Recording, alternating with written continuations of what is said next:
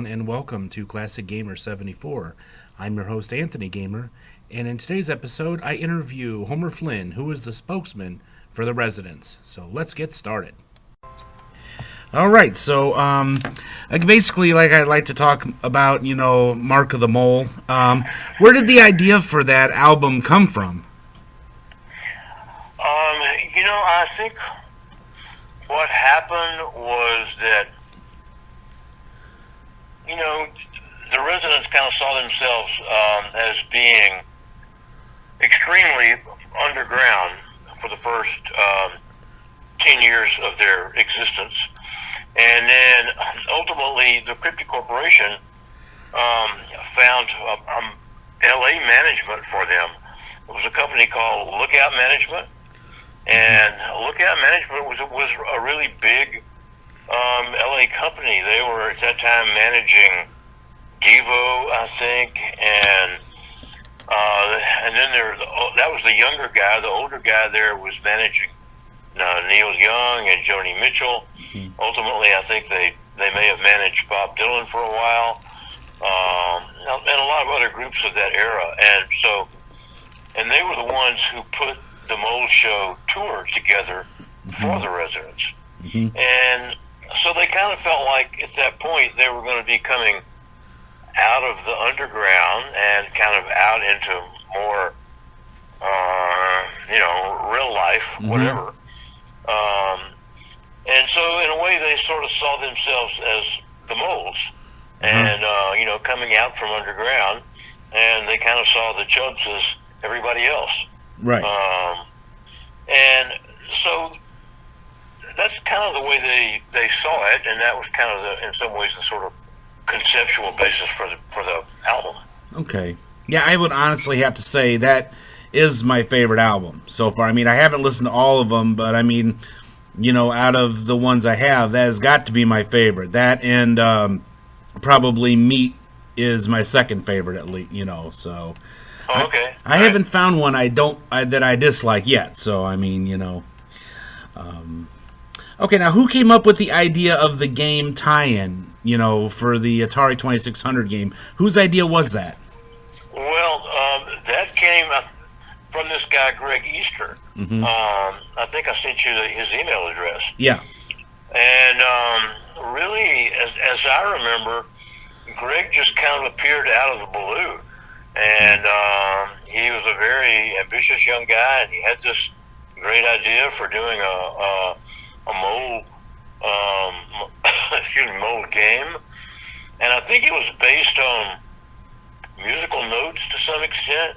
Like part of the game was coming up with ways that you could play a certain sequences of notes, and that would let you get through to another level or something like that. I don't really remember. I can remember meeting with him once or twice, and he was an interesting guy. But he never could get anybody to Atari or anybody to sign off on it. And ultimately he kind of disappeared. And then he recently resurfaced within about the last 6 or 8 months. And he is in Finland now. And he has opened up some kind of a club. It's almost like it's a kind of strange environmental club of some kind. And we exchanged several emails. He would love to have the residents there at some point. And maybe that could happen. I don't know. I mean, realistically, the residents have only been to Finland once. Oh, wow. And you're getting pretty remote at Finland.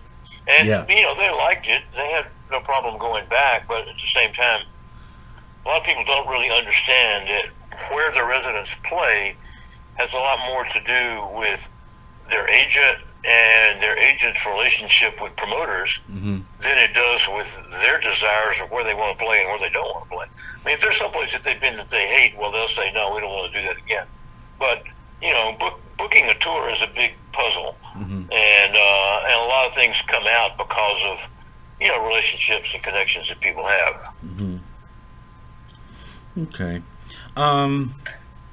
Now, I know you, the residents have done all different types of media. I mean, the short films, I've seen several of the documentaries and the albums. Was there ever any plan later on? I mean, I know that Bad Day on the Midway came out, but why is it they took so long to actually go into that area? I mean, the whole game thing. They seemed like they were kind of like just ready. I mean, they were custom made. I mean, almost like, Kiss and some other band musical acts that were just like, ready for a video game. Well, once again, a lot of what happens. I mean, the residents are not programmers. Right. They certainly have ideas in that direction, Mm-hmm. but a lot of what happens because of relationships and connections. Mm-hmm. And they made a relationship or a connection with a guy back in the early '90s named Ty Roberts. Mm-hmm. And Ty Roberts, who now is a tech guy at Universal. But Ty was a really early supporter of the connection between music and computers. Mm-hmm. And he was involved with Todd Rundgren in the same way. Oh. He was also involved, I think, with maybe Eno in the same way. So, once they sort of connected with him, I mean, he's the one that was responsible for their Gingerbread Man CD Rom. Mm-hmm. And, like I say, once they connected with him, they also connected with this artist, Jim Ledke. And all of a sudden, at that point, doors started opening Mm-hmm. that made these things happen. But once again, if you know how to do it yourself until you find somebody that can open that door and lead you through it, Mm-hmm. well, you can sit around and wish forever, but nothing's going to happen. Right. And like I said, the project, I mean, it was brilliant. I just tried it, and I was blown away. I mean, I just love, games that are edgy, and it just was amazing. It was almost like not only just a video game, but it was a work of art. That's my opinion. And I really think that it didn't quite get the publicity that it deserved. And I think now that hopefully with people that are listening to this, and as hopefully we get more people, because I tell everyone I know about the Residents. My daughter gets it. My daughter's an artist like me, and she gets it. My wife really doesn't get it, but so hopefully, that will be. Hopefully people will kind of rediscover, that game. I hope, so. How did you come in contact with it? What's that? With the game? The game. Oh, Yeah. I was just doing research, and I happened to see it, and I'm like, oh, cool. So I decided, to check it out, and I just, I loved it. I love, that's what my whole channel is about, vintage gaming. I pretty much go from games and game consoles that were made from 1973 to about 1995. So. Oh, okay. Okay, what are the chances of the Residents, looking into perhaps, video games in some way, shape, or form again? Well, I think that's definitely possible. Once again, at this point, I don't really know that they have that connection with somebody. And honestly, their experience with Bad Day on the Midway, was not, ultimately it was not positive. The actual making of the game and working with people was great. But the problem was that it was so tied to a certain era of technology that you virtually couldn't play it or anything 5 or 6 years later. Oh, right. And this was the project that had a budget of $400,000 back in about 1993, 94.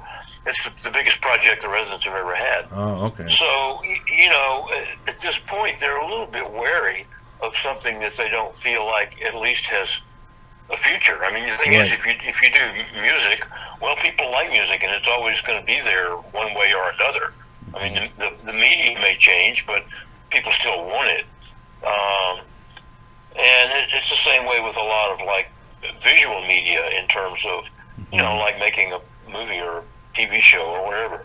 There's but for something like video games, I mean, at this point, maybe it's more stable. And if they found somebody that wanted to do something, they'd probably get excited about it. But they kind of backed off from Bad Day on the Midway. Right, and I don't blame them. I mean, that was a problem. It was made on Windows 95, and then of course, Windows 95 would work on 98. But then when XP came out, a lot of the old games wouldn't work. And nowadays, I mean, they have emulators.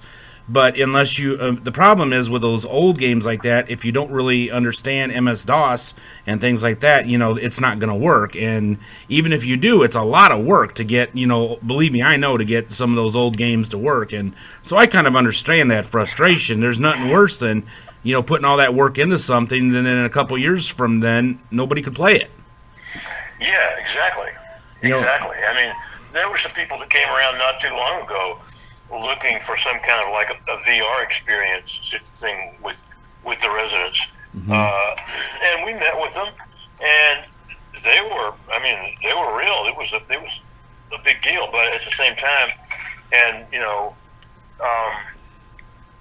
I had a demo set up for them to do Bad Day on the Midway, which we felt like was a real kind of prototype for a VR experience. But the problem is that, it's also low res at this point.